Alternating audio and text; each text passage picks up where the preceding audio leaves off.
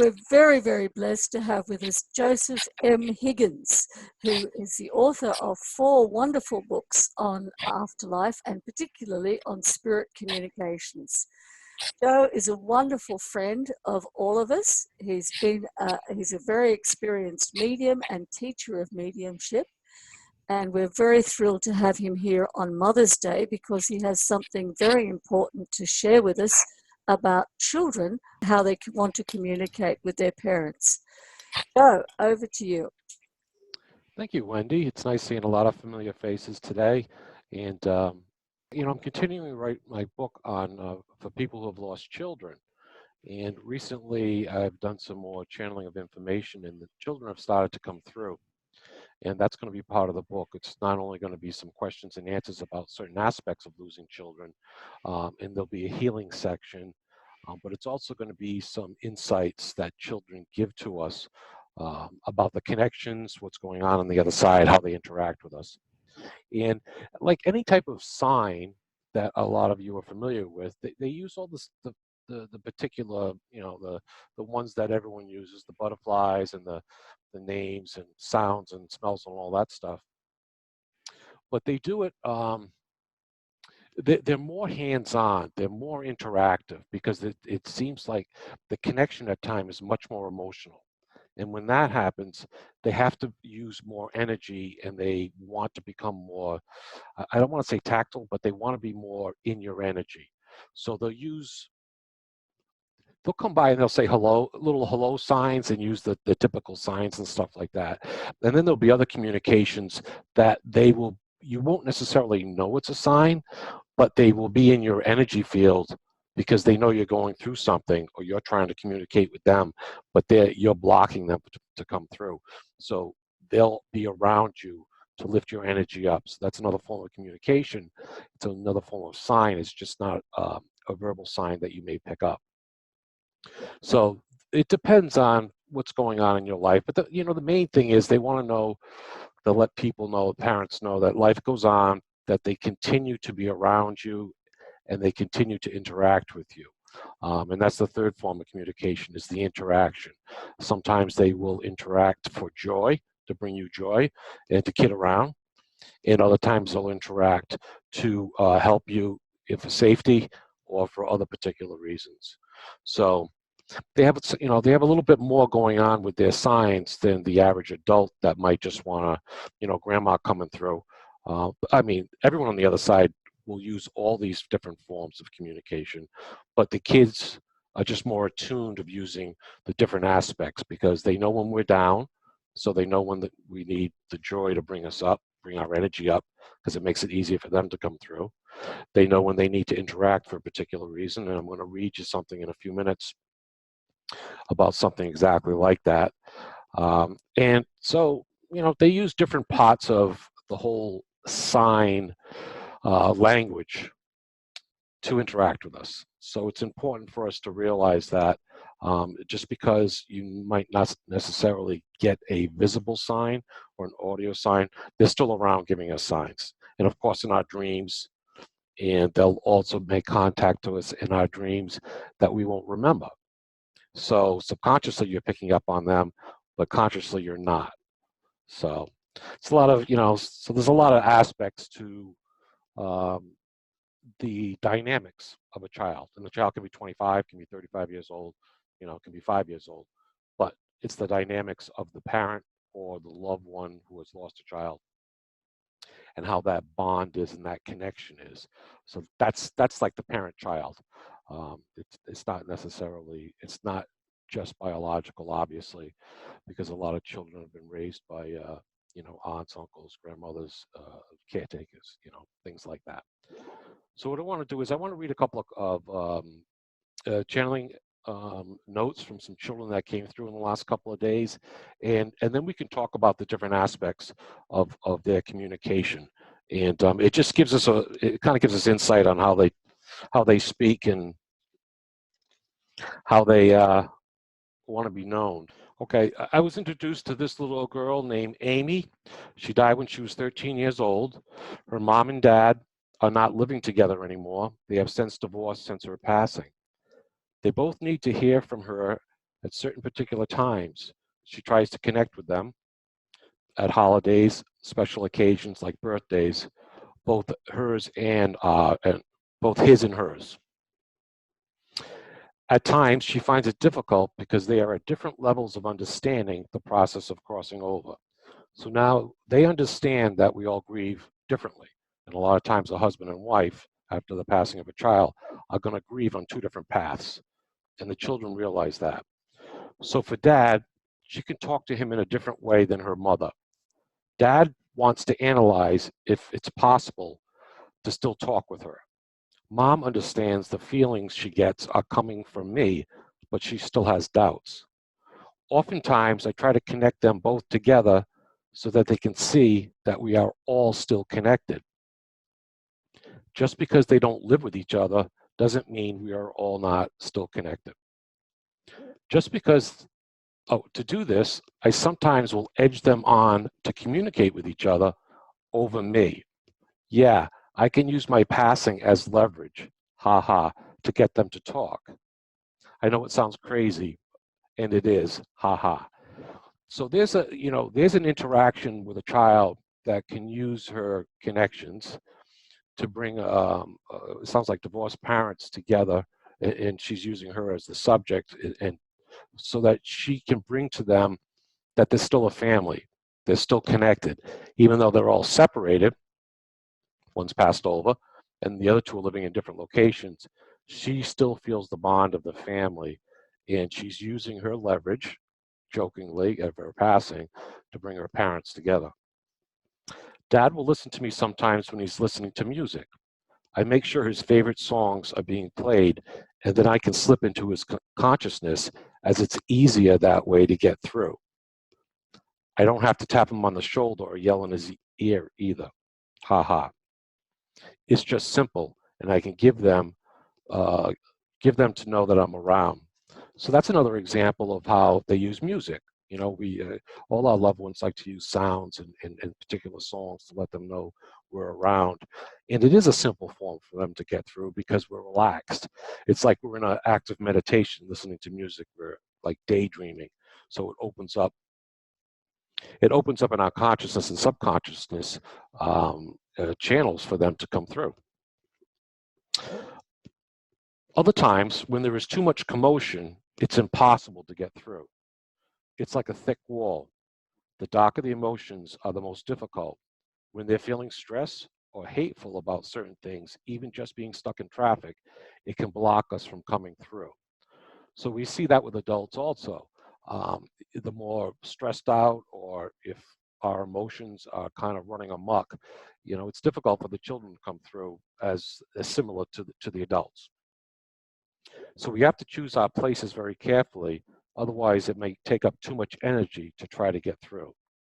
So sometimes they'll try later on, or sometimes they might have to wait, depending on the emotional makeup of whoever they're trying to contact with. With Mom, it's a little bit easier, as she is more open to the possibility that I'm around.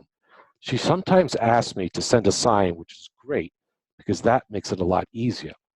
We know that if you invite them in to give a sign, and this goes for any loved one, adult or child, it gives them an invitation to come through, and it just sets the energy pattern tuned in to make that communication a little bit easier.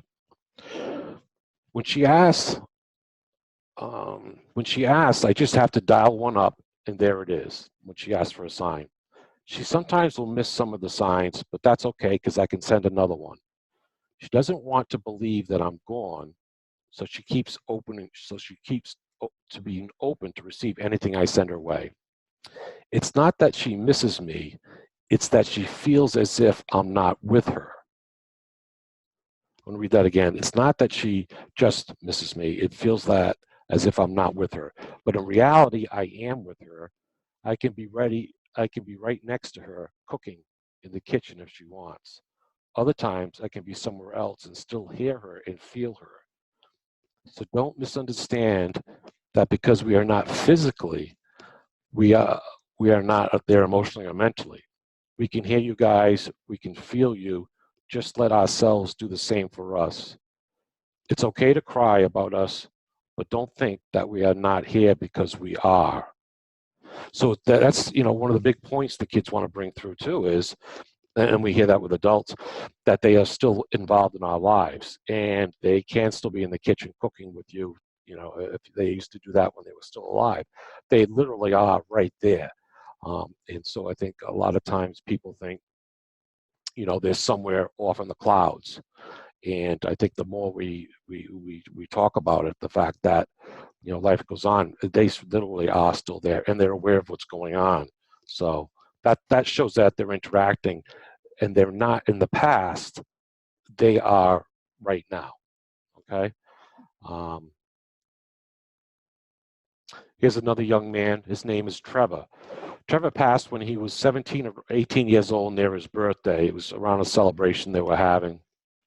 I didn't get into much about the actual passing on some of these children. I might go back and get some more background for the book, but for now, I just wanted to give just a basic background so we know the ages and their perspective as they come through. Yes, I just want to say how much I love how all this works. When I got here, I was shown how to send signals to my mom and dad, and that I could do it at certain times of their lives. Some days are easier than others, depending on their moods. There we go again with the emotions and the moods. I try at nights with my mom because she's more able to accept them at that time. My dad is easier to send them at work because he notices things that don't fit in those surroundings, and the signs stand out. So they find out when's the best time to send a sign in this particular situation. Dad can pick them up because, you know, it just stands out like a sore thumb when the sign comes through, because he's probably working maybe in a technical a situation or something, and something random will come in like a feather, let's say, you know, that you wouldn't ordinarily see. Sometimes mom will reach out to me and ask for a sign letting her know I'm around by giving her different signs. Sometimes I talk to her and she can hear me.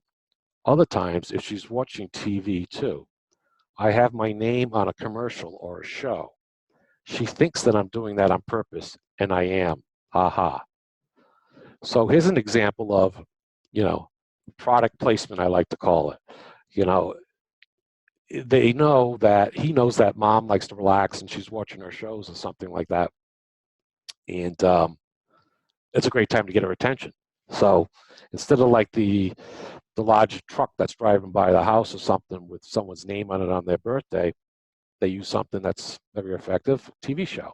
So they can interact that way. Mom knows when I'm around, she senses it. At other times, she can't pick it up. If she's busy in the middle of something, I can slip by and say hi, and she'll pick it up. That's a hello sign. But other times, if she's with neighbors or friends, I will not try because most of the time she won't get it. She knows I'm around, but I don't want to interrupt her while she's having fun. So sometimes people be like, oh, I didn't get a, you know, ask for a sign, I didn't get it. You know, the kids realize that they're just picking the right time and the place. They can say, all right, she's having fun now. I don't want to interrupt that. I'll get her later tonight when she's watching TV by herself. So, and it really helps if they're having fun because the energy around them becomes finer and it's easier for us to send a sign. And we hear about that all the time. That gets back to us, our responsibility for receiving a sign. Invitations, keeping our energy up, our trying to be positive, or just taking care of ourselves, you know, both physically, mentally, and emotionally. It helps with the whole transfer of energy, transfer of the signs. When they're not having fun, their energy is more dense. It's like trying to skip a rock on the water and using a big hunk of coal as opposed to a skimmer rock. Okay, so I thought that example was pretty cool. It really, you know, it puts the visualization into the explanation of how we have to be kind of chilled out. And we're all stressed out for various reasons, but I you know, it's just crazy when it's with a child involved. Excuse me. This has only been edited once, so I haven't even had it professionally edited. This is just some of my stuff. back to the rock. If the water is calm and smooth, we can skip right on by and leave our mark. But if the water is rough, the rock just will crash and they won't be able to know that we said hi. This particular young girl is Mary. Mary's 14, and she came through. She was very demonstrative. She's one of these kids that just like talks with her hands and it's just, you know.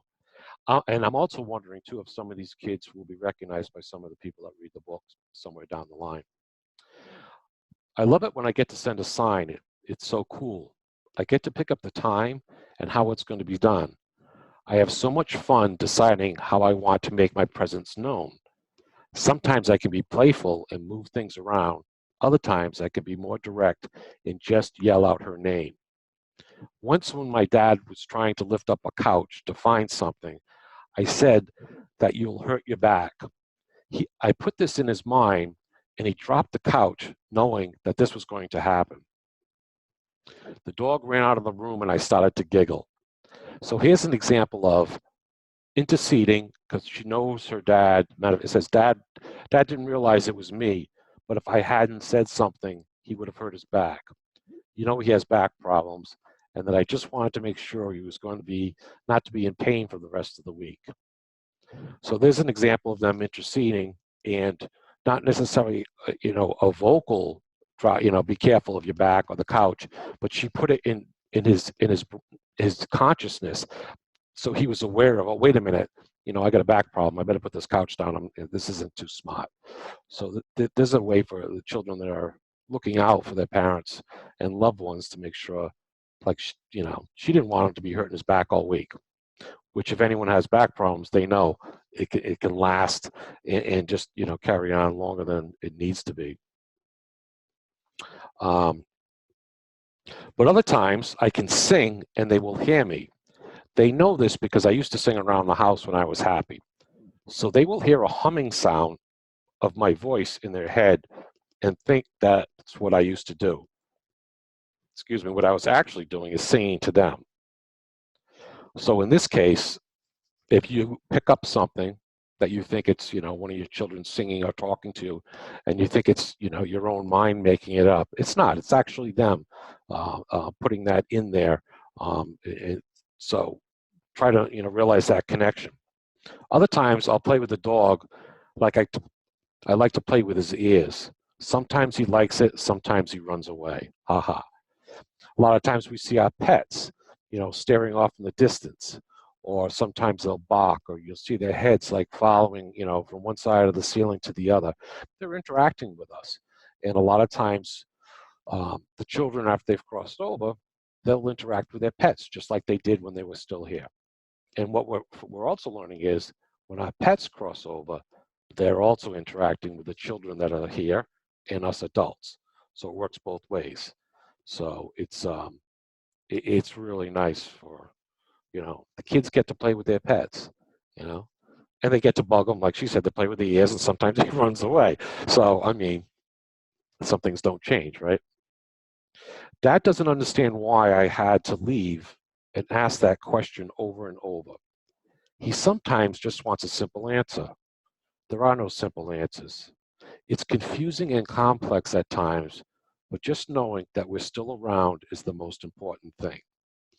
A lot of times we try to get really too deep into the, you know, the scientific, philosophical, spiritual forms of when, why, and how everything works. And this is a time and place for all of that. But the bottom line is, as the child says, is just to know that we're still here. And that's the most important thing. So don't get caught up in, you know, a lot of people will lose parts of their belief because they're trying to overanalyze the scientific part of it and the philosophical, the religious part, and they're missing the forest for the trees. You know what I mean? They're focusing on the wrong part of it. There's lots of kids over here who love giving signs, like me. You just have to be open to them and realize it's possible. And of course, that's one of the main things about getting signs is you should be open to it. You don't necessarily have to be a believer 100%, but just be open to the idea, and then things will begin to happen, and it's much easier to communicate those signs. In this particular boy, and this is going to be in a different section in the book, but I wanted to include it just because I thought it shows a different aspect of signs from a brother to another brother. I'm Tom, and my brother was Timmy. I passed first before my brother. He was left behind, and I tried to contact him right away after I left. He didn't understand the signs, even though we both had similar interests. I tried to use those. Timmy didn't want to believe I was gone and started to have doubts about his own life. This is one of the reasons why he crossed after I did. He felt alone, that he couldn't handle what was happening in his own life, so he decided to end it. He's learning about the cause of his transition and why he did it at that particular time. He wants everyone to know that he did feel guilty at the time of his crossing and that he soon realized it's not something he could have foreseen. A lot of times we see that with children or even adults that have passed through suicide. It's their perspective has been closed off on our side, and then when they get to the other side, they can see the bigger picture. This helped with his transition a lot. He thinks it's okay to send signs, but he doesn't want to upset anyone he left behind, so he only sends them out once in a great while. Now, I thought that was very interesting, that the child was trying to show compassion, that like some people say, well, why don't we get signs? Well, here's another reason I didn't realize that the child's actually picking up that he didn't want to bring any type of pain to his loved ones by showing that he's still around. And it might have to do with the dynamics of his family, and of course, by the way he passed. So I think there still might be a little bit of guilt there. But it's interesting that he would hold back on the signs because he's trying to save the more pain from the parents.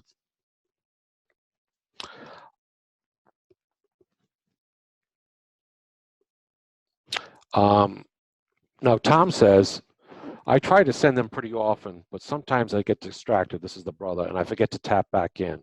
I have many interactions with your side. Sometimes I'm more focused on helping people heal than to look to a particular person and offer them a sign. I work with other children who pass suddenly, so my goal is to integrate with them as soon as possible so they can transition as easily as it should be. Once they get to our side, we can help them much more efficiently than when they were on your side. I left when I was 26 years old, but I can relate to children who are younger than me because many times I've been through this situation and understand where they are coming from. Many times it's just an accident. Other times there's much suffering before they left. And the hole that they created when they left needs to be addressed also. And I'm going to talk about that hole in a second. But in this particular case, he'll send a sign if he remembers to tap back in, he says, because his focus right now is helping other children that have crossed over, and he's put his full attention there. So it almost seems like it's secondary to send a sign, to mom or dad or a loved one or a sibling or something like that, because he'll send them once in a while if he remembers, but otherwise he's busy. You know what I mean? It's like he's working overtime. He's got 2 jobs. So that's one of the reasons why sometimes the children might not come through. They might be really busy helping others or helping one particular parent.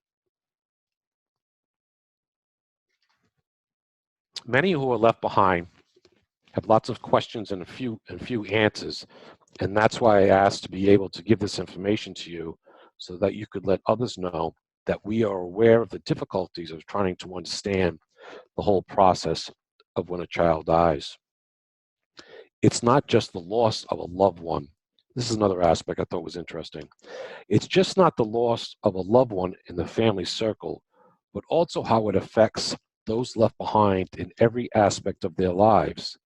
So someone that did not have children can and does get affected when one of their friends, colleagues, and loved ones lose their child. Many times people don't realize this. So by talking about it and bringing it to light, we can help those who at times suffer in silence not wanting to interfere with the grief process of those directly involved. Many times, those involved will not understand the grieving process of those who are not connected to the child and who have passed. So we must remain diligent in helping these people because they suffer as well. And I see this a lot, and it's a touchy subject, but it's important to put that awareness out there, I believe. He says that too. It's important to realize that with any passing, people will feel a loss of hope. We wish for you to understand that it's not hope that is lost, it's only the physical body. We take the position of trying to help you in your physical body go through the natural phase of crossing over.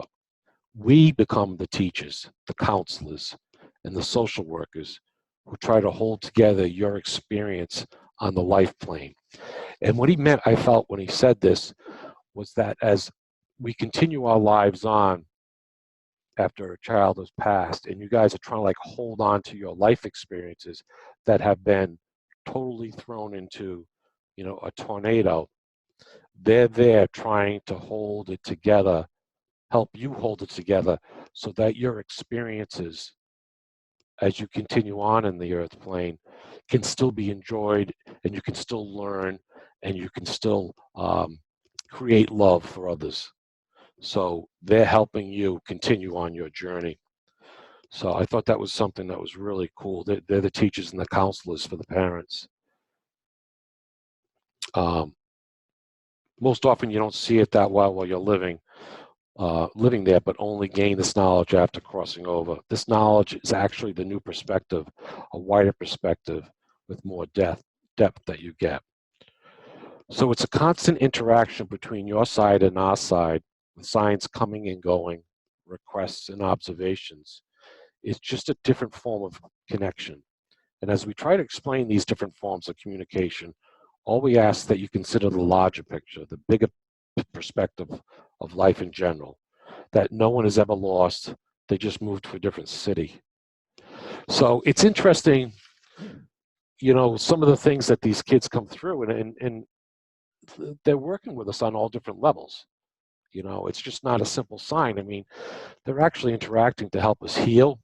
They're interacting to help us continue on our life paths. They're interacting to make sure our energy is up for further communication. So they're like busy little beavers over there. I mean, it's kind of like here too. I mean, I should say over there. So it's something. It's not just a simple sign when it comes to the kids. I think more so when you see the adults, it's more like, a lot of times they'll come through and give us a sign, mom or dad, to let them know that they're okay and they're good to go. And then they go off playing golf on the other side. They got a tea time, so they got to go. But the kids seem to be much more involved. And so when they send the sign, it's different signs for different reasons at different times. So before I get into into some questions, this is an important I want to talk about, is the whole I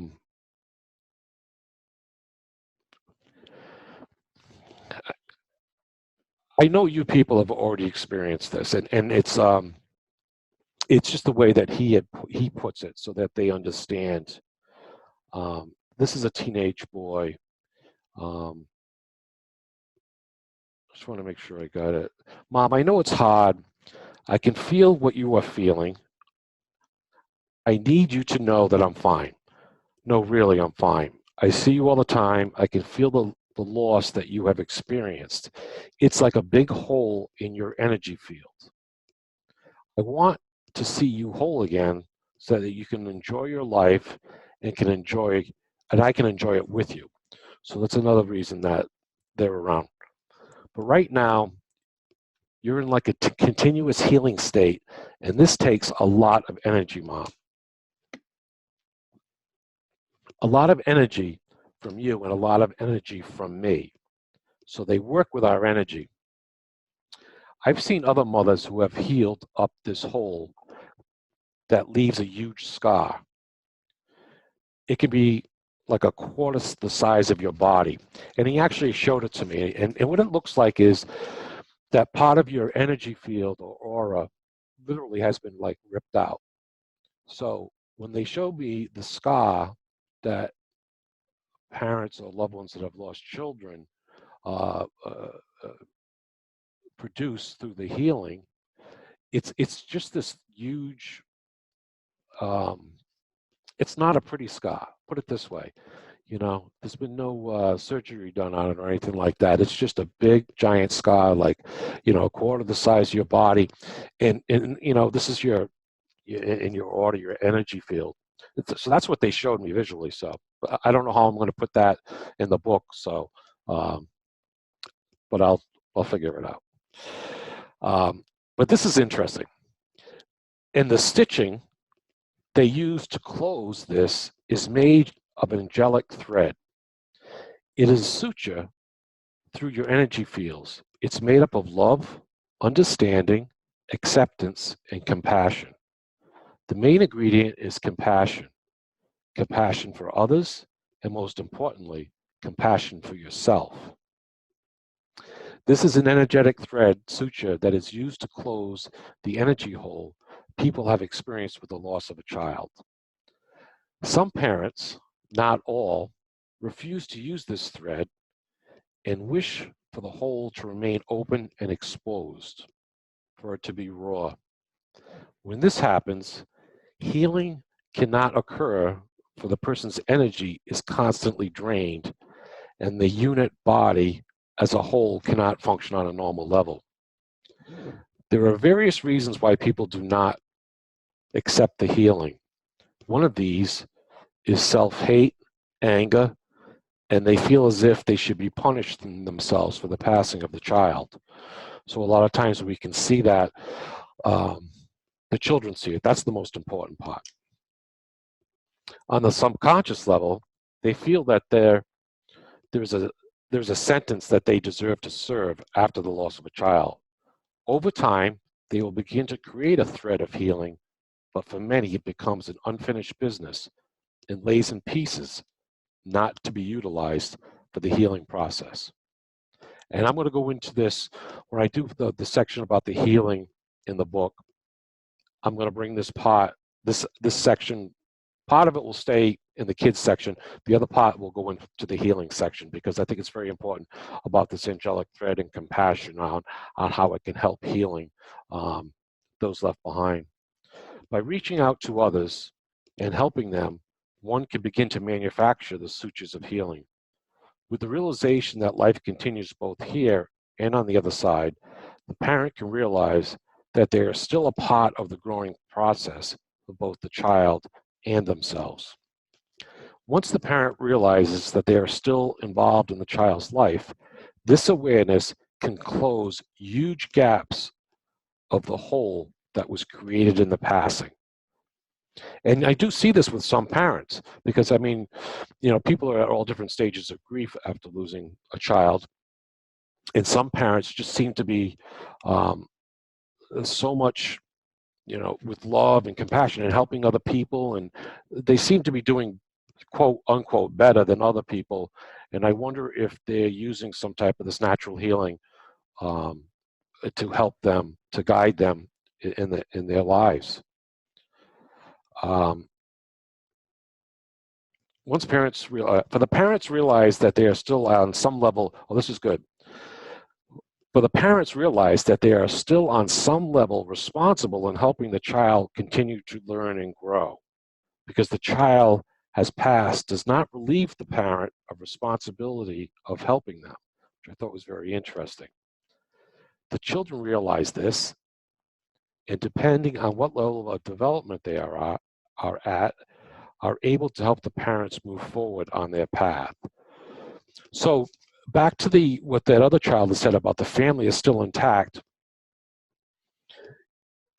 Parents still have a responsibility for the children on the other side, and they have a responsibility to the parents here. And they understand that, and they see that. And I think when more parents can understand that, they can realize, like the child said, even though I'm gone, there's still responsibility there. So it's kind of like, not like, I mean, it to me, I don't know, it just brings it like, it's still a living, breathing, bonding relationship that goes on, you know, and the responsibilities are still there, which is really cool because that means it's active. That means that loving bond is active, and you know, your son could be passed to the other side, or they could be living. I was going to say Australia, but we have Australia here. No, they could be living somewhere else. You still have responsibility, and they feel a responsibility to their parent. And I think that's very powerful, and I'm glad, um, you know, they have brought that through. Some parents who have doubt the process rely on different forms of self-help. Sometimes they put their trust and power in a higher being. Sometimes they try to disable their awareness and feelings around the matter by use of alcohol and drugs. Other times they will take on self-destructive behavior to once again torment themselves on a certain level. So I think it's, you know, the children realize it's very important to be in contact with you guys so that you do not go down that path, because once it happens, it's more difficult for them to contact a loved one because they talk about the density. And if there's drinking and drugs and self-destructive behavior, it's just going to make your energy feel much more dense and more difficult to get through. So they're aware of that. So they have, you know, they're smarter than the average bear. They're working on many different levels to connect with you. And I just think some of the insights those kids have just brought through, you know, are really deep. They're deep, and they're, I think there's something that we really have to, consider and take into our lives. And I'm going to tap into them again and get some more perspective around some of that particular subject that we just covered, and ask some questions around that, from someone on this earth plane's perspective, because I want to find out about healing that you guys can use. And so I'll ask them other questions, and we'll get some you know, some details about different dynamics and things like that. But I just wanted to let you know that they are around, they interact with us, it's just not hellos, and they're working with us. So I want to open it up to any questions or some feedback, and we can get into it a little bit more if Wendy or Karen wants to open it up. Yeah, sure. Anyone who wants to ask any questions? Or just Joe, insights. Joe, that was amazing. Thank you so much. You know, some of the things that you said I could really, really relate to, especially being a bereaved mum. And I look forward to seeing this book and reading about how the children think, because I think that it's very important to know that they keep on living and they keep on doing things. I mean, they've still got a life. So Yeah, yeah, it's amazing when I write this stuff and I read it. It's just like, you know, I'm on the ceiling, because it's just like, wow, that's really cool. That's really yeah, cool. I said, this is going to help people. This is going to help people, and I just get juiced up because, you know, it's not only I'm learning this stuff. It's like I'm reading and I'm learning, and it's like, wow, I can't wait to share it. yeah. That's So because you're channeling, Joe. right, So yeah, you are getting this and you're channeling it, and they want you to get this out. And it's every time I hear you speak, it's just like I wish I could listen to more of it. I mean, I'd say, let's go on, let's keep on going, because you have such wonderful insights that you're getting, and yeah, they're meant to get out. You're meant to get out because they're going to teach people about the relationship with the other side, and the fact that we do have these continuing relationships. And is there, in your experience, is there some way that we can help the parents to open up, to be more available, to have that's these experiences? what I'm gonna what I'm gonna do in probably sometime this week, because it's fresh. And what I'm going to do is I want to go back and I'm going to ask these kids and the guides how we can, I don't want to say mold, but how we can help develop the parents, or give them guidelines that would put them in a, you know, a better, with more information, put them in a better place so that they could get this information and use it. Mm. You know, a practical. That's what I'm trying to say. Well, I'm going to try to get like a practical, you know, bulleted list of things that we can get parents to use. Something that's might be. I don't want to get too technical, but I want to keep it simple. But I'll leave that up to the other side about how they want to deliver it. Wonderful, Joe. Anyone have Sure, any yeah. questions? I wanted to add something that the whole thing you said about responsibility still to these children, to our children. One of the things that Dan said that's in my book, Lost and Found, was he came to me one day and I was really low and he said, Mom, if you want to lift me up, then you must lift yourself up and then you lift us both up. But he said, understand my situation. He said, especially for those of us who've died by our own hand, whether accidentally or on purpose, when we see our parents unable to get out of the bed, then we cannot help but feel remorseful. And that if you want, and there's that responsibility. It's like if you want us to be set free, you have to lift yourself. Because otherwise we're remorseful over your pain, and that is definitely a responsibility. And it's one of the things I use when counseling bereaved parents, to remind them that they may not be here, but if you believe that they still exist, and we do, then we have to accept that they also have feelings. And as parents, we always put the kids first. So Because when they talked about the responsibility it that you is. still have, to me that was huge, and I think It that's is gonna, huge. it's really gonna, I'm gonna get a lot more on that, because it, like you just said, it kind of switches things Everything. from the Oh, grief. woe is me too. Oh my God. How am I affecting my child in spirit? How am I doing this? How am I allowing this? Yeah. I think that's a very good idea of yours, to go back to the children to get their ideas of how they can help their parent. That's an excellent idea, and it's great that you've got the skills that you can tap into them. Yeah. Yeah, good stuff. I can't wait to get to some of the funny stuff they pull on people. That'll be good. Because we're like sitting ducks. Oh You know yeah. what I mean? They got us hook, line, and sinker. It's like, are you kidding me? I'm sure they're very kind, because they could probably get away with a lot more. But some of the stories I have of children in the past, of some of you guys that sent in sign stories, are very funny. Some of the stuff the way they've sent signs to you, Yeah. because we know, I mean, the kids have a great sense of humor, and Yeah. they love it.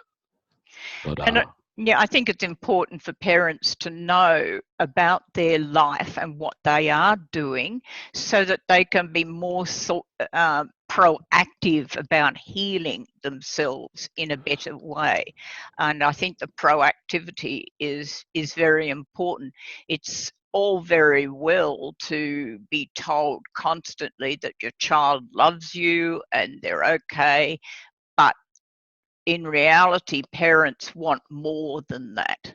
That's not enough just to leave it into the great void of they're okay and they're happy. So having the children tell us, how we can create an environment for them to communicate, I think is, a very, very important part of the healing process. yeah, because that way it's a two-way street. Yes. Instead of them just trying to come through on when you're watching your TV show, we could perhaps, you could have like date night but I think it comes down with, like Sherry said, I think like going out to dinner with your spouse, they're going to be coming along, because we know that anyways, but they mention that they want to see you happy, but they also want to go out and interact like you were a family. Like that first young girl, Amy, who tried to influence her divorced parents, she used her passing as an example of how they're all still a family, even though they're living in different locations. One's passed over. There's still there's still that family, that spiritual family. Yep. And I think the more that we can get little pieces of that, that a parent might be able to grasp onto a little piece here, a little golden nugget here, a little thing like there. And, you know, if we could just get them to hook onto one or two, then, and they just all of a sudden they'll get it. Then then, you know, maybe they could use that for the rest of their lives. But I think that another cool thing I really enjoyed was how the sutures were made out of compassion for oneself and others. I thought that was very, very descriptive, how these angelic threads are made out of love. So I'm going to make that you know, I'm going to expand on that because I think that's extremely important. A lot of signs, just tremendous signs, and they seem to ebb and flow these days. And I have a question. If there was if there was a friction in the relationship between parent and child, I'm not quite sure how I want to ask this. So is that friction gone for the child now? Yeah, well, they have it from a different perspective. So let's say there was a friction between, you know, someone and their son for whatever reason. You're saying, do they hold grudges? So let's say on the other side, but they see the bigger perspective. Meaning, what I'm trying to say is, our interpersonal relationships on this side are a human experience, and they develop, you know, it develops upon our interaction with each other in our environments and the particular conditions that are going on. When they get to the other side, a lot of those parameters are dropped. So they can understand, like, you know, I fought with my sister over this particular thing because of this particular reason, and they get it. So, you know, Mom was always on my case because she didn't want me to get into drugs. And I was angry at her, blah, blah, blah. But then when they get to the other side, they realize that a lot of this stuff was coming from a place of love, or it might have been coming from a place where a parent may have been abused in their own lives, and that abuse might have carried on through the generations to a particular child that had passed. Will the child be angry at the parent for abusing them, or will they understand what was happening at that particular time? From what I'm realizing and what I'm hearing is, they realize from their new perspective what is going on the earth plane. We kind of go around life with like blinders on a little bit, a lot actually. So a lot of times we put a lot of stress and a lot of judgment on ourselves about relationships, but that's only because we've put these blinders on, and a lot of times we're caught up in the little stuff instead of the bigger picture. And I think the kids really get the bigger picture. Yeah. So, and they see it on different levels, not just because they're on the other side and they see a different perspective, but I think they seem to be very in tuned, more so I think than a lot of adults. You know, a lot of adults, sometimes maybe it comes with our experiences and sometimes we're grumpy or something like that, but the kids seem to be more active, and they're kind of like, well, they're like young people. I mean, even middle age or something. They're quicker, they're faster, you know, they get in, they get out, they do their gig. And so I don't think they dwell on it as much as we do on this side. Mm-hmm. Does that answer or come close to what you were thinking? It does, and I'd like to make another notation, if I may. I've noticed that in the first couple of years, it was a lot of actual physical signs that I was getting.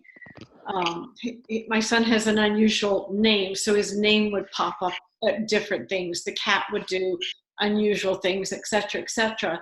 Now I feel it's more what you were talking earlier. It's not that I physically feel his presence. I'm not that sensitive to energy per se, but I'm aware that if I'm thinking something, especially when I'm thinking something shitty about somebody, I hear a correction going on in my mind, and I attribute it to my son. He was like, hey, go easy kind of thing. And I know it's him. And it's so interesting because it's been like a shift. It's almost like he knew in the beginning I needed all the physical signs, and because of where I'm at now, he's able to give me different signs, or I'm just tuning in differently. And it's really, it feels like I'm being parented now, actually. All the corrective act. Right, because they like they had just said, they're the teachers and the social workers and the counselors, and he's working with you because he knows when you're upset that it's not good for your physical or mental health, and he can step in and do that. There's one other thing I want to mention too, and I don't know why I didn't read it. I don't know, somewhere in my notes about when some people are at the state where they can't get out of bed, and they're so grief stricken. One of these girls said that they'll actually come into the energy field and try to heal the mother. And the mother sometimes, many times, the mother will feel an energy shift. And that will actually be the child shifting that energy just enough to help support the mother physically. You know, as well as emotionally, but also physically. So even at states of grief like that, then it won't necessarily send you a sign with their name on it or something like that. They're going to move in close and do a real one-on-one bonding. So it's important to realize that when they do feel a little bit of a shift, it's the child that's actually stepping into the energy field. I have a little girl right now, and I've had some experiences with this before. And I can hear her now saying she loves to watch her mommy get dressed up, the fashion, what she's wearing, the way she does her hair. And then it seems like if they get older, if they're teenagers, they get a little bit more judgmental about how their mother dress, or, you know, what she's wearing. So they do see in colors, and we're not just like a big blob of energy. You know, the atoms and the quantum physics part of it. They know what's going on. They know if you're wearing if you say, "Hey, baby, does this dress make you look fat?" You know what I mean? They're going to let you know. You know what I mean? And they like that interaction. They like being part of that. And you'll get a sign from them, you know? So, yes, to answer your question, they are very interactive. They can see us in three-dimensional. They know our likes and dislikes. It seems like the kids are much more focused on our health, our personal dealing with the passing. And it's like, that's the main event. With the adults, it seems like it's more of personal relationships, things of that level. But with children, it seems like they love their parents, or they're part of the family of dynamics. So they seem to be much more acutely involved in us, if that makes sense. You know, my son Danny was a real loose cannon, and he was drugging, and there definitely were arguments and upsets, of course. And when he got to the other side, and I was, the first 2 years, I frequently went to different mediums, and I would feel so bad about things that were arguments or boarding schools. We'd put him in to try to emotional growth boarding schools, wilderness programs, you name it. And he would always say, "Mom, I had you on such a roller coaster." I really do think that when they're able to be over there and see that bigger picture and step back, that they understand that the conflicts came out of our love, came out of our wanting the best for them. And they definitely do not hold those conflicts against us. They see why, as parents, we were so freaked out. And so I do think that those conflicts do not continue in the way that we experience them here. I was just interested in what his feeling about the astral travel and the parents traveling to see their children. Yeah, I mean, there are different ways that we can have connections with the children. Astral travel obviously is one of them, but I mean, it's much easier to do it in our dream state. I will touch base on that in the book as a form of connection and communication, but there are a lot easier ways to be in contact with the children than through astral travel, because a lot of people obviously don't know how to astral travel, and some people don't necessarily do it correctly, and it can lead to a lot of you know, a lot of problems, but they do. And even in the dream state is a form of astral travel. You know, when you're making a live connection, which you know is very vivid, but let the child decide, because they kind of know what's best, and they'll let you know. Mm-hmm. But I'll cover that a little bit, you know, in the book. I found it really fascinating, and I guess I've becoming more aware of helping parents heal, and because I have had some close friends here in the Dale lose their son, I'm very, very sensitive. And plus, I've had a lot of people come to me who've lost children as a medium. And usually what I always tell people to do also is I tell them that if you think about the person positively and send them their love, that they'll feel it on the other side. And I tell people to think of good times and good things they've had with their children, and that love and the goodness will carry over between the afterlife and this world. Mm-hmm. Thank you, Susan. Yeah, very important. Kim, do you have any questions? Not really, Karen. Thank you, Joe. I really enjoyed it. I guess for me, I was just wondering, if it's not too personal, how did you first start off doing this? Actually, I've always had some type of connection with spirit since I've been a young child, and it was very natural. It was always there since I was a kid. You know, when I was 7 or 8 years old, I sensed when spirit was around. They used to interact with me every night between midnight and 4 in the morning, and my room was always very active. I didn't get to sleep much. I became a night person. And I do most of my writing at night too. So it was just their way of connecting with me. And it's been natural for me my whole life. I'm just very grateful that I've been able to take the time to do more research and to delve more into it. I just think it's fascinating, and I just love helping people. And I learn something new every time I do it. Yeah, wonderful. Thank you. When you were talking about the wound in the aura, I thought that was really interesting, because I've lost 2 dogs recently, a week apart, and it was quite traumatic. They're, you know, like my children, and I became very aware of this feeling around my heart area, as if something had been wrenched away. And it was, I mean, quite almost a physical feeling. And I've noticed what I've been doing quite a lot since is holding a dog, because I've still got other dogs, holding a dog to my heart area and feeling as if I'm putting a plaster on it, if you see what I mean.